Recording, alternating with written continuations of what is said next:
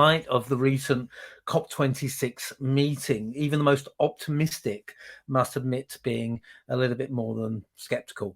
If politicians and governments can't agree on solutions and the scientists and environmentalists don't have the power, that surely leaves us in somewhat of a conundrum.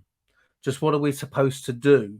And will we have to lose our sense of humour in the process? Sustainability, global warming and climate change are serious issues. But our next speaker argues that the problem of sustainability has nothing to do with sustainability. It's because we don't have enough resources to go around in the first place. Rushing about using up what resources are left is hardly going to help. He represents Rethinking Choices, and he's going to talk about what thoughtful leadership means with regards to the climate. Please welcome David Coe as he shares the unsustainable truth. Hi. Hello, everybody. Thank you for that really nice introduction. Thank you also for all the speakers before who I've learned a lot from just listening to them. I'm David Coe, and together with my partner, Richard Buccellato, we are Rethinking Choices, and we're sustainability advocates. And we work with businesses and communities on understanding and managing climate risk. And what we want to do today is talk about something which we feel very strongly about, and that is to turn owning a share in a fossil fuel company into an act of planetary stewardship. That's right, you did hear it right. Owning a share of something like BP and Royal Dutch Shell and Exxon, and turning that into an act that you look after the planet and everybody in it. So the other day I was watching the Avengers with my daughter, and in it Loki, brother of Thor, gets his hand on the Tesseract, which is an infinite source of energy. And anyway, through some convoluted reasoning, he decides that the best thing you can do with an infinite amount of energy is to destroy the Earth. Pretty much figures, right? All the other superheroes, Iron Man, Captain America, his brother Thor, Black Widow, they all team up to try and stop him. And the action gets to this bit where Loki is just fed up with their interfering, and he huffs and puffs and he stands upright and he says, "You are all beneath me. I am a god. I will not be bullied." And then Hulk quietly walks up to him, grabs him by the ankle, and he swings him up and down, bashes him about, and throws him on the ground, leaves him lying there. And then Hulk walks off saying, "Puny God." At that point, my daughter turned to me and said, "That's you, Dad." And I was thinking, great, I'm Hulk. She glared. "No, you're Loki." And I was stunned. So if I'm Loki, who's Hulk? What do you think she said? It's a green monster. It's the climate, of course. And I had to think about this. The climate actually is beating us up. Earlier this summer, 2 months' worth of rain fell in a day in Cumbria. In October, 1.7 million people were displaced in floods in China. In February, Texas went without power for 2 weeks. No water, food, or heat. And no electricity, so they couldn't binge watch Netflix. And in Europe, Germany, Netherlands, Belgium, all those countries were flooded in the summer. We all saw that on the news. And just last week, Spain issued warnings about snowstorms in 10 of their regions. And how many of these people affected, do you think, ever thought that this is what climate change would mean to them? But that's not really what I want you to think about. Think about this instead. This year, all these events have driven insurance losses to over $100 billion. And every year in the past 10 years, the losses have been record-breaking. Climate change is going to bankrupt us with all the damages. Even in the rich world, we're either going to be driven out of our homes, or the cost of repairs and insurances will be unaffordable. So Hulk is giving us good bashing, and like Loki, we think we have the answers. All we need is more windmills, more trees, and more heat pumps. Because that's what Boris tells us, and Boris always right. We now produce almost about a third of the world's electricity from renewable sources, but this has not stopped us from burning more oil. In fact, every day we burn about 99 million barrels of oil, each day, every day. And this is 20 million barrels more than we did 20 years ago, and is projected to increase by 1 million barrels a day more every year, even as we increase our renewable energy sources. And the problem is we just can't stop doing more and more things. And when you dig into it, China is by far the world's largest wind energy producer, larger than all of Europe combined. But because it is also producing all the goods that we want, it has to use coal as well. So this summer, what happened? It ran out of wind and it ran out of coal. And it ran out of wind because of climate change, and it ran out of coal because we need our shelves full for Christmas. That's why building more renewables is not going to solve it. And if all this worries you, that's good, because it is worrisome. But the clue is don't panic. And we need to keep our sense of humor about all this. Because what can we do? Well, the other day, Richard and I were delivering a copy of our book, The Unsustainable Truth, to a headmaster at a secondary school. And when we were walking through the school, we saw kids in the hall doing exams. They were doing banding tests, and some of them were wearing masks. My daughter is 10, so I know very well what doing banding tests is like. As parents, we try to do everything to prepare our children. The banding tests are supposed to let the school know who are the really bright kids, who are the not so bright kids, who are the not so stupid kids, and who are the really stupid kids. And the point is, they use this information to make sure everyone gets a fair chance of being selected. But as parents, we think our kids will not be selected, and we worry about that. And we worry only the best kids will be selected, so we get them to do all these verbal and non-verbal reasoning practices. My wife does this with our daughter, and it's not a pretty sight, especially when my wife gets all the answers wrong. It really gets very fraught. So as Richard and I were walking through the school, one of the kids saw us, and he looked up and he smiled, and then he waved. And I thought, your mum and dad are going to go batshit crazy if you tell them that's what you did. When we think something is scarce, we don't want to lose out. But competing for it doesn't help anyone. It just makes everyone else anxious and nervous about missing out. So when a school comes to the top of a league table, parents want to apply. When more parents apply, even the ones who were cool about not applying before end up applying. And the places become even more scarce, and everyone gets more worried. Obviously, there is actually only one right thing to do, and that's just what the kid did. Smile at the whole situation. Maybe even wave. This is hard for us to do because we are told to compete in every area of our lives. No one really gets ahead. As soon as we think we're getting ahead, some other obstacle comes along and we are back where we started. But what it does do is to make us look increasingly to having money as the way to stay in the game. And Richard and I have been working in the finance and investment industry for over 30 years before we gave it up at the beginning of the year. Because since about the 1970s, people in the rich countries have depended more and more on savings and investments. And there are now more savings and investments than ever before. And this is the reason why we are unsustainable. The planet cannot cope with all these investments. We now have well over $100 trillion in aggregate in savings and investments. And before you go there, this is not money from the super rich. Forbes magazine did accounting for us. They only have about 7 trillion between them. And that's just about enough for a good night out. Or if you're actually in London, you've seen how prices have been going up, you might manage a round of drinks. The $100 trillion come from lots and lots of small saving pools. Money in our ISAs, pensions, share trading accounts, our own savings accounts. The real damage comes when we need this money to grow, and we need it to grow. We need it for our kids' education. We need it for healthcare, for retirement, for looking after our parents, looking after ourselves. But the trouble is, the more money we save, the more expensive all these things get. At the moment, we expect our savings and investments to grow by over $11 trillion a year. And to put $11 trillion a year into context, this is asking for $18,000 from each and every worker in the rich countries.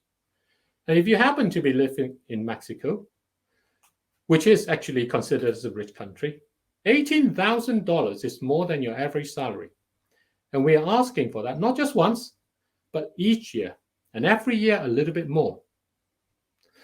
And there is only one way to make this insane amount of money, and that is to keep us working all the time to make everyone else spend.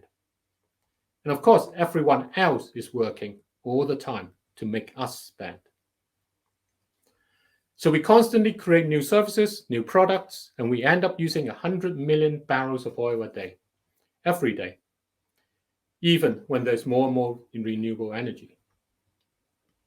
Our savings have also made us the owners of the world's biggest companies so that we can collect their profits. So we have become the nasty rent-collecting capitalist owners who make our own working lives miserable. We're doing it to ourselves. So Amazon, for example, is over 90% owned by our savings. We own Jeff Bezos. We can actually tell him what to do. We also own over 80% of Tesla. We can tell Elon Musk what to do as well.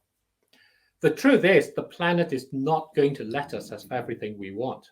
Hulk is going to keep on giving us a good thrashing. And we'll either get flooded out of our homes or burnt out or frozen out, or it will simply become unaffordable. And here is the crux of it. If we are thoughtful, this is where we need to start. Slow down and do less. Slowing down and doing less is the right thing to do. And when we can do the right thing for no reason other than that it is the right thing to do, we give other people hope. When we slow down and do less, we will help someone else to slow down and do less. But that alone is not enough, because my daughter is right. We are Loki. Fossil fuel is our source of infinite energy, our tesseract, and we are going to destroy the planet with it.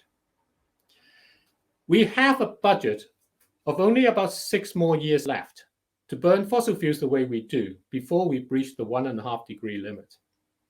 When we breach that, we don't really know what the damage will be.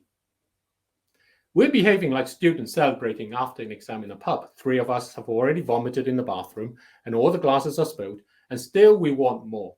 We're going to keep on ordering until the landlord calls time. Luckily, because of our investments, we are the landlords. Royal Dutch Shell, for example, Extinction Rebellion's favorite enemy, is actually 98% owned by our money. Many people do not know even that they own the shares, and certainly don't realize that they have a say. It's been like Manchester United earlier in the year. Sell your shares to the Glazer family and you lose your say. But if you remember you actually own it in your pensions, you have the right to say no to the Super League. And all we need to do is to say together, we are calling time on fossil fuels. It's time to reduce their production bit by bit. But if you cut their production, prices will increase. And if you own shares, you want to keep the production going so you can earn more money.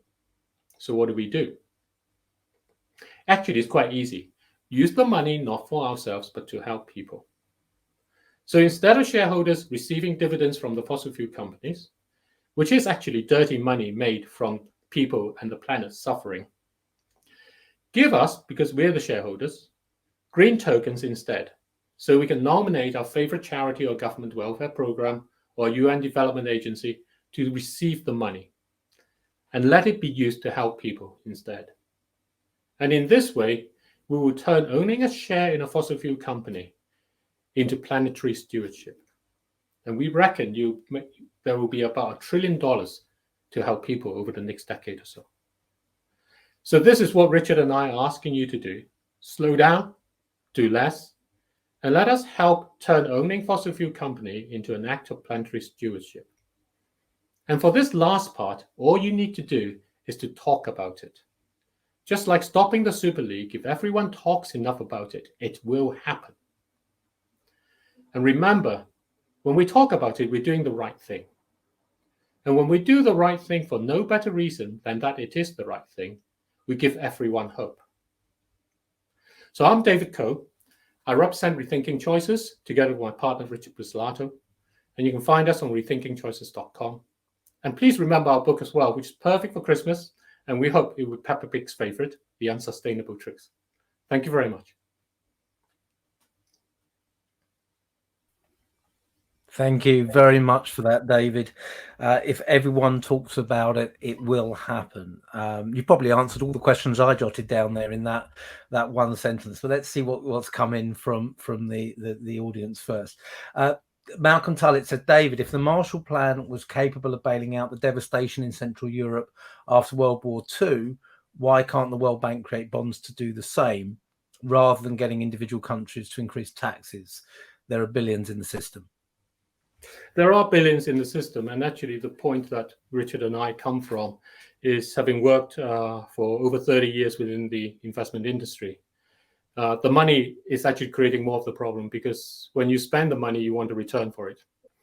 And if you think sustainability is an issue, it means that you accept that there is a capacity limit, there is a limit to what the planet can provide us. And having more money just makes us want more return out of it. And that's why what we're talking about here is to turn it the other way around, is to respect what is the limit.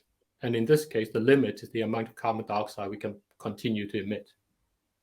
And so respecting that requires us to say, let's stop doing that. It is very much, as Gary Jones has said, it is this less is more. Doing less is absolutely key. Gary's also said, as you saw flash up on screen just there was a great mantra in the animated film Madagascar from the penguins: smile and wave, smile and wave. Love the way you're presenting this difficult subject. Graham Rose has said, excellent talk.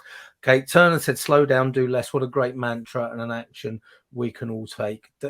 Great talk, David. Bina says, well done. And Malcolm says, thank you very much for that response. For me, one of the biggest challenges in getting people to slow down and do less is that they don't want to. And people seem to buy into the need for change when they don't have to change with what they do. They don't want to be made uncomfortable. How do you get over that hurdle? Well, it's like Elizabeth Carney, when she was talking about how to realize who you are and be real and so on. And in fact, that's very important. Richard and I spent over 3 years trying to work out a sustainability policy for fund we were working in. And in the end, we made progress only when we actually held a workshop and asked, who are we? Who are we to ourselves, to our employees, to our investors? And the key to slowing down and doing less is not some idea that comes along, but it's actually testing those comfort zones. We always feel we need to do things. So my wife does all these verbal reasoning tests and non-verbal reasoning tests. We feel we have to do it. But it takes a bit to say, you know what, let's try it without doing that this evening. See how I feel. If I feel okay, can I go on from there? If I don't feel okay, what happens? And for that, we need to talk to people. We need to share our experiences so that they can feed back to us and think, you know what, I've been worrying about all that too, because I can't do these questions. I'm so glad you did that too and you had that experience. And through those things, we can test the comfort zones and we can approach what you're describing, which is the very real pressures that we feel to be constantly competing. So it is a little bit of nudge theory, I guess, just little steps at a time, making it real for people and building it into the everyday conversation, which is if everyone talks about it, then it's going to happen. We've got a comment from Nabil. The summary is true enough from a Western viewpoint, but to resolve a global issue, we need a global view. We can't ask developing countries to work less and do less when they have to catch up. And the examples all around them is money means power at an individual level and government level. Sustainability means the developed countries giving back or do less first. I heard, I think it came from India, comments about this last week, where I think Gandhi had said to Indians, don't try and be like the Western world because it will destroy the world. And now, because they haven't, they're more reliant on coal, they're more reliant on fossil fuels in general. So how do we overcome that challenge? Actually, what we need to do is to recognize the work that they already do. Gandhi is absolutely right in not following, and in fact, India is one of the countries that plant the most trees in the world. And so when you actually look at it in those ways, you see what happens there. And this is where stopping the fossil fuel production is really important. And associated with that, we have to admit that if we are honest about stopping fossil fuel production, we cannot profit from it ourselves. So that's why we have to give that money away. And we have to donate that money to the sub-Saharan African developments, to places like Bangladesh, which gets flooded year after year after year, and to the areas that need it. And we also need to give it to our own elderly who suffer from energy poverty and those kind of things that are there. And if we don't look at the problem fundamentally as a resource which we're running out of, and here's a capacity resource that we're running out of, and so for every ton of carbon that we emit, we have to take a ton out of production. We're not actually going to end up helping anyone. David, fascinating conversation. We could carry on, I'm sure, for ages. Unfortunately, we don't have the time to do that, but thank you very, very much for your presentation and the conversation as well. Thank you.